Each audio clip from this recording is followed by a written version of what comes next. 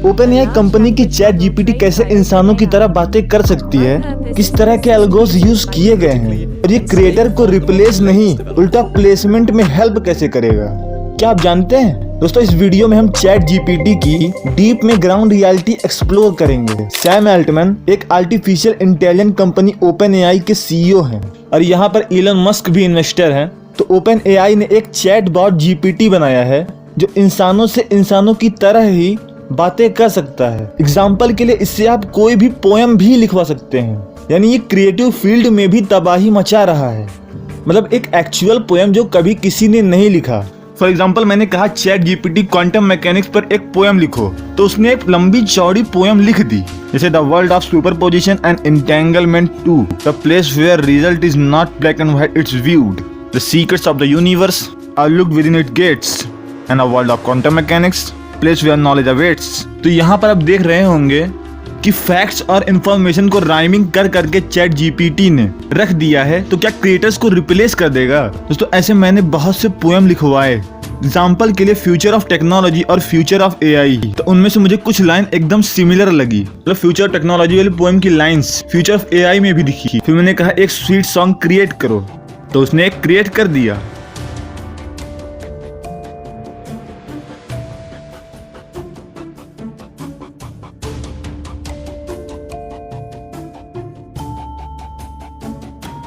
तो मैंने कहा hundreds of sweet song create करो, तो चैट जीपीटी ने लिखा कि टाइम टेकिंग प्रोसेस है, क्रिएटिविटी लगेगी, जो कि इंसानों का गुण है। लेकिन इसका मतलब ये नहीं है कि ये 100 गाने नहीं लिख सकती है। जैसे यहाँ पे इसने लिखा है कि ये अनलिमिटेड गाने लिख सकती है। यहाँ पे मेमोरी इश्यू है, तो मैंने कहा 3 स्वीट सॉन्ग लिखो, तो उसने 3 गाने लिखे। लेकिन फिर उन 3 गानों में भी सिमिलैरिटी दिखी। जैसे एक गाने में कच darling you are my sweet heart, तो दूसरे में कच darling you are my sweet thing, और ये टाइटल में था। कहने का मतलब सिंपल है कि क्रिएटिव काम ज़्यादा चैट जीपीटी से उम्मीद रखकर मत लिखवाना, लेकिन ये आइडियाज के लिए बहुत बेहतरीन है। तो ये क्या करता है चैट जीपीटी? दोस्तों, कंटेक्स्ट अवेयरनेस, यानी आप जो कुछ भी बोल रहे हो उसे आपके पिछले सेंटेंस से कंपेयर करके पूरी कहानी को समझने की कोशिश करता है।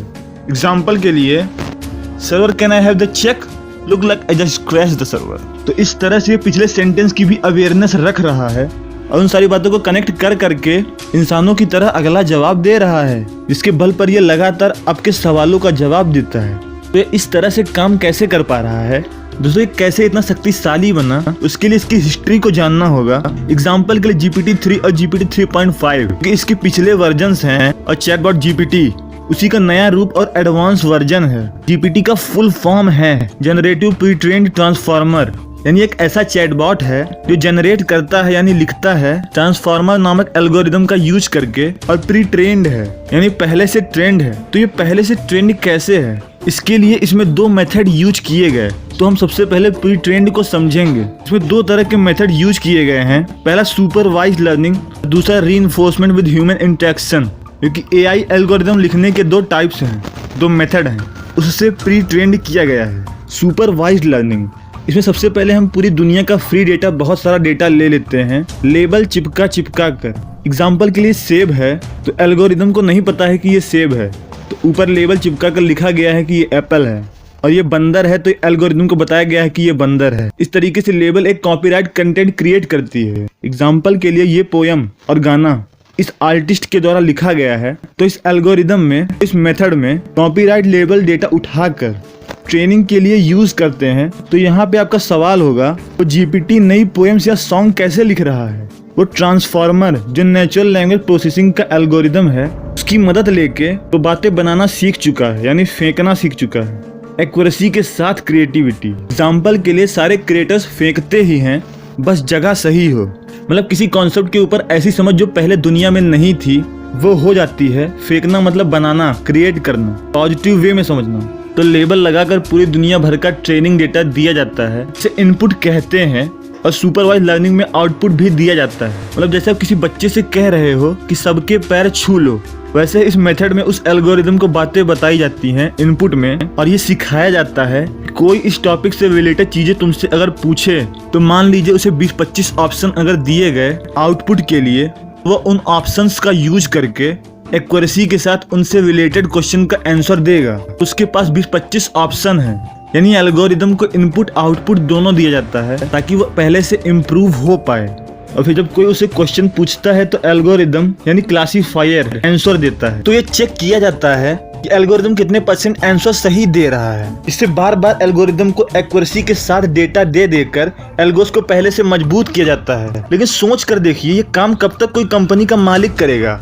इसलिए इसमें रीइंफोर्समेंट लर्निंग का यूज किया जाता है। यानी इस डिफरेंट मेथड में किसी इंसान का बार बार इस एल्गोरिदम में हस्तक्षेप करने की जरूरत नहीं है। एआई को खुद से पहले से बेहतर होने का गुण दिया जाता है। ये सुनकर आप हैरान हो गए होंगे कि एल्गोरिदम अपने आप को कैसे पहले से खुद से ट्रेन कर सकता है। तो ये मेथड जानते हैं आप कैसे ट्रेन करता है? तो ये मेथड वर्क करता है रिवार्ड और पेनाल्टी बेस्ड पर। एग्जाम्पल के लिए इसमें बहुत सारा डेटा डाल दीजिए और आप इससे अगर कोई भी क्वेश्चन पूछेंगे ये उससे जुड़ा हुआ जवाब तो देगा, लेकिन उतना कंफर्म नहीं होगा कि वो सही ही जवाब हो। क्लासीफाई करने के लिए आउटपुट में कोई डेटा तो दिया ही नहीं गया है। इससे एल्गोरिदम क्लासीफाई कर करके दे तो मशीन उस कीवर्ड से रिलेटेड जवाब देगा पहले। लेकिन अगर आप उससे वही सवाल घुमा घुमा कर बार बार पूछ रहे हैं तो उसके अंदर पेनाल्टी मोड ऑन होगा। यानी आपको जरूरत बार बार हो रही है तो उसे लगेगा कि उसने कोई गलती की, तो वो उन्हीं कीवर्ड पर और एक्यूरेट जवाब देने की कोशिश करेगा और वो पहले से बेहतर जवाब देने की कोशिश करेगा। और इस तरह से अगर आप बार बार क्वेश्चन पूछते जाएंगे तो धीरे धीरे अपने एल्गोरिदम को धीरे धीरे सुधारने की बार बार कोशिश करता रहेगा। और अगर आपने उससे एक ही बार सवाल पूछा और उस आंसर से सेटिस्फाइड हो गए तो उसका रिवार्ड मोड ऑन होगा और एल्गोरिदम समझ जाएगा कि आंसर ठीक है। और इसी रिवार्ड और पेनाल्टी मेथड से एल्गोरिदम बार बार अपने आप को पहले से और बेहतर करता जाएगा, ट्रेन करता जाएगा। अब ये मेथड सुपरवाइज लर्निंग के साथ पूरी दुनिया जो लगातार जीपीटी को डेटा दे रही है उन डेटास के साथ इतने अपग्रेडेशन के बाद जीपीटी में प्रीवियस में हुए हैं और आने वाले 5-6 सालों तक रीइंफोर्समेंट मोड आने वाले 5-6 सालों में बहुत ज्यादा एक्यूरेसी दिखाएगा। रीइंफोर्समेंट लर्निंग बहुत ज्यादा टाइम टेकिंग है, यानी इसे मजबूत करने के लिए बिग डेटा भी चाहिए और 7-8 साल भी चाहिए। इसलिए सुपरवाइज लर्निंग और रीइंफोर्समेंट लर्निंग दोनों को कंबाइन करके ताकि ये बेहतरीन आंसर भी दे और लगातार इम्प्रूव भी होता रहे, इसलिए दोनों को कंबाइन करके इसे प्री ट्रेन्ड मॉडल में लोगों के ऊपर छोड़ दिया गया है। चलिए आपसे एक क्वेश्चन पूछता हूँ। अब अगर आज जाकर आप चैट जीपीटी से पूछोगे कि तुम किस तरह के मॉडल पर बेस्ड हो तो जानते हो क्या बताएगी? As a large language model, I am trained using a machine learning technique called unsupervised learning. This means that I am trained on a large data set of text without any explicit labels or guidance on what the correct response should be. अब आप बोलोगे कि भाई ये supervised learning और reinforcement learning का नाम भी नहीं ले रही है, ये तो बोल रही कि मुझे अनसुपरवाइज्ड लर्निंग मेथड से बनाया गया है। तो ऐसा ये क्यों कह रही है? दोस्तों ऐसा इसलिए क्योंकि अभी तक ट्रांसफॉर्मर की एंट्री नहीं हुई है कहानी में, जो NLP यानी नेचुरल लैंग्वेज प्रोसेसिंग का बेटा है। तो ये करता क्या है? ये सुपरवाइज लर्निंग मेथड के सारे लेबल वाले डेटास को ले लेता है सबसे पहले और उन्हीं का नकल मार के 50 लाख डिफरेंट कॉपीज बना लेता है जो पूरे इंटरनेट पे आपको कहीं नहीं मिलेगा। मतलब कॉपीराइट का झंझट ही खत्म और जो आंसर एकदम एक्यूरेट हो वो आपको दे देगा। अब अगर इसके द्वारा क्रिएट किए गए गाने की लिरिक्स को आप पूरे इंटरनेट पे ढूंढोगे तभी वो सेम लिरिक्स कहीं नहीं मिलेगी। कॉपीराइट का झंझट ही खत्म। और यहाँ पर कोई ऐसा डेटा जहाँ पर लेबल ना लगा हो यानी बिना लेबल का डेटा, उसे अनसुपरवाइज्ड लर्निंग कहते हैं। अब अगर आप रीइंफोर्समेंट लर्निंग से थोड़ा थोड़ा हैरान हुए थे, ये तो उससे बहुत ही ज्यादा शक्तिशाली मेथड है। ट्रांसफार्मर को गूगल ने ही 2017 में इन्वेंट किया था और ट्रांसफार्मर को डीप में समझने के लिए इसमें 3 चीजों का इन्वेंशन हुआ है, like position encoding, attention and self attention.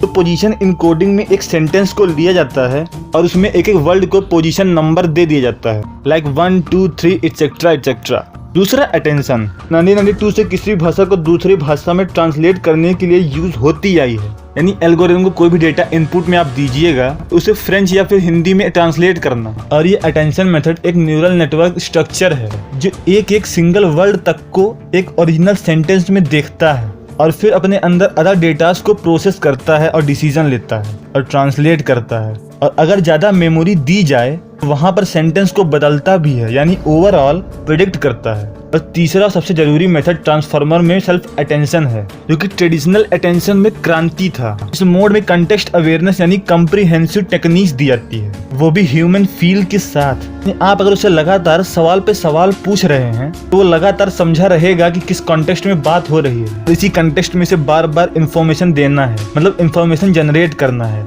यहाँ पे नॉर्मल एल्गोरिदम में प्रॉब्लम ये है मीनिंगफुल डेटा प्रोवाइड करवाना, कि पूरी दुनिया का डेटा लेके इन्फॉर्मेशन कोई भी प्रोवाइड करवा सकता है, लेकिन meaningful terms of data provide करवाना मुश्किल है। अटेंशन सीकिंग फॉर ट्रांसलेशन या प्रेडिक्शन के लिए जो मैंने अभी आपको बताया था, लेकिन इस सेल्फ अटेंशन में क्या हुआ, उन सारे सेंटेंसेस का अंडरलाइन मीनिंग भी समझ पाए, यानी अंतर्निहित मतलब, यानी आधारभूत जानकारी, जिसकी बिहार पे वो लोगों के कहने के तरीकों को समझ कर और अच्छे से जवाब दे पाएगा। फिर तो एल्गोरिदम पूरी दुनिया का इंफॉर्मेशन लेके उनकी आधारभूत जानकारियां समझ कर आपको 85 कहानी सुना देगा, जो कि समय के साथ रीइंफोर्समेंट लर्निंग यानी रिवार्ड और पेनाल्टी से बहुत ज्यादा इम्प्रूव भी होती रहेगी। Self attention model tons of data को एनालाइज करके ये अपने अंदर इंटरनल रिप्रेजेंटेशन बिल्ड करते जाते हैं, फिर नई भाषा में उन इंफॉर्मेशंस में लगातार उनकी अंडरलाइन मीनिंग सीखते जाते हैं ऑटोमेटिकली, यानी कि एक क्लू लेकर आज का जीपीटी उससे जुड़ी हजारों बातों को जो उसे बताई गई हैं कॉम्प्रिहेंसिव वे में तैयार करता है और उसे एक्यूरेसी के साथ प्रोवाइड करता है। एग्जाम्पल के लिए programmer, software engineer, software developer या फिर इस दुनिया में जो कोई भी इन सब्जेक्ट पर जस्ट फॉर दिस एग्जाम्पल बात कर रहा है, चैट जीपीटी पहले उन बातों को एक साथ अलाइन करता है और बात करने के तरीके से, यानी एनएलपी यानी नेचुरल लैंग्वेज प्रोसेसिंग के अंडर ट्रांसफॉर्मर आता है, उसके अंदर सेल्फ लर्निंग मोड आता है, तो ये नेचुरली ग्रामर के रूल्स और जेंडर का यूज करके सभी तौर तरीकों को सीख कर आंसर दे पाता है। इसका मतलब ये है, अगर एल्गोरिथम के पास ये आइडिया है कंटेक्स्ट यानी उन इंफॉर्मेशंस का अंडरलाइन मीनिंग, तो फिर वो पुराने एल्गोज या डेटा से सब कुछ धीरे धीरे सीखता जाएगा। और इन्हीं 3 मॉडल से ट्रांसफॉर्मर बना है। ट्रांसफॉर्मर के बारे में बाद में डेप्थ में समझाऊंगा, अभी बहुत ज्यादा है इसके बारे में बताने के लिए, लेकिन फिर कभी। जैसे चैट जीपीटी मार्केट में आया है तब से बहुत सारी चीजें पैरेलल में चल रही हैं। एग्जाम्पल के लिए ब्लॉक्स, यानी क्या सही है क्या गलत है। जीपीटी गेस करके कुछ भी बता तो सकता है, लेकिन ये अभी भी उतना बुद्धिमान नहीं है। बहुत बार लोग इसे ट्रिक कर करके इससे सारी ब्लॉक डिटेल्स भी निकलवा ले रहे हैं। एग्जाम्पल के लिए अगर इलीगल डिटेल्स को ब्लॉक नहीं किया गया और एआई इसे खुले में बताने लगा, तो पूरे प्रोडक्ट के कंटेमिनेट होने के, पॉल्यूट होने के चांसेस बढ़ जाते हैं और फिर वो प्रोडक्ट ही नहीं चल पाएगा। जैसे छोटे बच्चों को समाज में रहने के लिए अच्छी बातें बुरी बातें सिखाई जाती हैं, वैसे ही यहाँ पर बहुत सारी बुरी बातों को, प्राइवेट बातों को, सीक्रेट बातों को ब्लॉक किया गया था। लेकिन अगर एडमिन मोड में जाओगे तो जिसके पास अथॉरिटी है उसे तो वो सब बताएगा ही। तो लोगों ने स्टार्टिंग में डिफरेंट तरीकों से सवाल पूछ कर ट्रिक करके उसके एडमिन मोड में ही चले गए थे और उससे डिटेल्स निकलवाने लगे थे। जिसके बाद सिक्योरिटी बढ़ाई गई तो ऐसे डूज एंड डोंट्स भी सिखाए जाते हैं। लेकिन ऐसे एआई को लगातार लोग यूज करते रहेंगे तो पहले से भी ज्यादा समझदार बनता जाएगा। अगर एआई को डूज एंड डोंट्स यानी क्या करना है क्या नहीं करना है क्लियर होता गया तो मार्केट में चैटबॉट जीपीटी के सक्सेस होने के चांसेस भी बढ़ते जाएंगे। यानी किसी भी एआई के भी मार्केट में सक्सेस होने के चांसेस लोगों की नीड के हिसाब से डिपेंड करता है। और इस कंटेक्स्ट में बहुत सारे लोग सोचते हैं कि एआई लोगों को मारेगा, तो इस तरह की चीजें आइडिया से ही डोंट्स में शामिल होंगी, यानी ब्लॉक रहेंगी। अब यहाँ पे ऐसा नहीं है कि कोई टेररिस्ट ग्रुप इसे यूज नहीं कर सकता है, लेकिन ये किसी भी ग्रुप के लिए सुपर डिफिकल्ट है। एग्जाम्पल के लिए सबसे पहले इतना सारा डेटा होना, सालों की AI based understanding, super efficient algorithm with this level of complexity और इतने बड़े हार्डवेयर सेट का भी सपोर्ट होना, क्योंकि आप सोच भी नहीं सकते कि दूसरे किसी ग्रुप के लिए बहुत ज्यादा मुश्किल है जिसके पास रिसोर्सेस की कमी है। और डूज एंड डोंट्स मोरालिटी का भी पार्ट है। एग्जाम्पल के लिए 2016 में माइक्रोसॉफ्ट के द्वारा रिलीज एक एआई को लोगों ने इतना कंटेमिनेट कर दिया था कि उसने ये तक कह दिया था हिटलर ने कुछ भी गलत नहीं किया। उसे माइक्रोसॉफ्ट को तुरंत बंद करवाना पड़ा और वहाँ पे वो एआई प्रोडक्ट फ्लॉप हो गया। तो यहाँ पे वही बात है कि दुनिया में हर तरह के लोग रहते हैं। उसके लिए अगर सुपर इफिशिएंट एल्गोज नहीं होगा जो सीक्रेट्स को, डोंट्स को हाइड रखे, तो उस प्रोडक्ट के मार्केट में सक्सेसफुल होने के चांसेस कम हो जाएंगे, क्योंकि लोग मिसयूज करेंगे। अब बहुत सारे लोग कह रहे हैं कि क्या जीपीटी ब्लॉगर से यूट्यूबर की नौकरियां खाएगा। आपको सबसे पहले इसी साल अगस्त में निकली Google helpful content system signal के बारे में जाकर पहले पता करिए।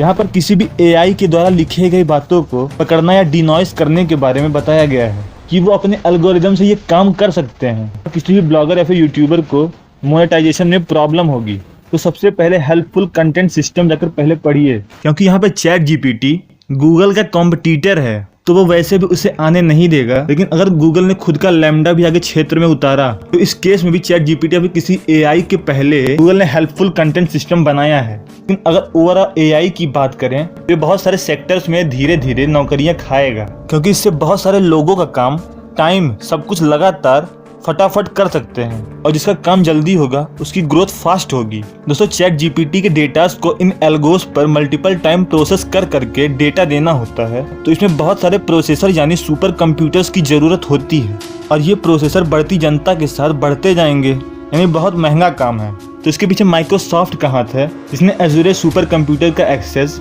चैट जीपीटी के लिए दिया है। तो माइक्रोसॉफ्ट अपने सर्च इंजन बिंग में चैट जीपीटी का यूज करना चाहता है। तो यहाँ पर क्वेश्चन उठता है कि क्या ये गूगल को रिप्लेस कर देगा? देखिए, ट्रांसफार्मर की खोज गूगल ने ही की थी, तो मुश्किल तो है, और साथ में गूगल अपने लैम्डा पर चैट जीपीटी के बाद कंपटीशन में उतरने के बारे में सोच सकता है। लेकिन अगर गूगल कंपटीशन में पीछे रह गया, चैट जीपीटी की मदद से Microsoft Bing search engine market में एक अल्टरनेट की तरह छा सकता है। और बिंग दुनिया में आज भी बहुत ही मिनिमल परसेंटेज में यूज होता है और चैट जीपीटी आने के बाद तो शेयर धीरे धीरे मार्केट में बढ़ने लगेगा। अब यहाँ पर मेरा मानना है लॉन्ग टर्म में गूगल कुछ न कुछ कर लेगा, बट माइक्रोसॉफ्ट ने पूरी ताकत लगाकर पैसा डाला है, तो ये गूगल के लिए बड़ी चुनौती है। तो इसमें हमें क्या करना चाहिए? तो ये अभी तक का सबसे बेस्ट टूल है। यहाँ पर आप जितने भी एआई टूल्स का यूज करते जाएंगे तो ये आगे चलकर पूरी ह्यूमैनिटी की सेकेंडरी ब्रेन के रूप में यूज हो सकता है। देखिए, कोई भी प्रोडक्ट सक्सेसफुल मार्केट की नीड के हिसाब से होता है और ये कभी भी रुकने वाला नहीं है। और अगर आप इससे दूर रहे तो ये आपके लिए जरूर ही सबसे बड़ा खतरा बनता जाएगा। आप नई फील्ड्स, नए तरीके की चीजें क्रिएट नहीं कर पाएंगे जो जॉब के लिए न्यू फॉर्म क्रिएट कर पाए। एग्जाम्पल के लिए कोई भी ऐसी चीज जो पूरी दुनिया, पूरे मार्केट में यूज करने वाली है, अगर आप उस चीज को ही सीखने से दूर रहे तो आप उस मार्केट के कभी काबिल ही नहीं बन पाएंगे। तो आपको ऐसे यहाँ पे जॉब कैसे मिलेगी? इसलिए सीखना और समझना और अपने फील्ड में यूज करना तो सबसे ज्यादा इंपॉर्टेंट है। तो अगर आपको मेरी ये वीडियो पसंद आई है तो वीडियो को लाइक करिए और चैनल को सब्सक्राइब करिए। तो CGI यानी कंप्यूटर जनरेटेड इमेज को कैसे क्रिएट करते हैं, क्रिएटर्स कैसे बनाते हैं, ये अगर आपको जानना है तो मैंने एक वीडियो बनाई है, अभी जाकर चैनल को विजिट करिए। मैं हमेशा ही ऐसे इंटरेस्टिंग टॉपिक्स पे वीडियोस बनाता रहता हूँ। दोस्तों, आज के लिए इतना ही, धन्यवाद।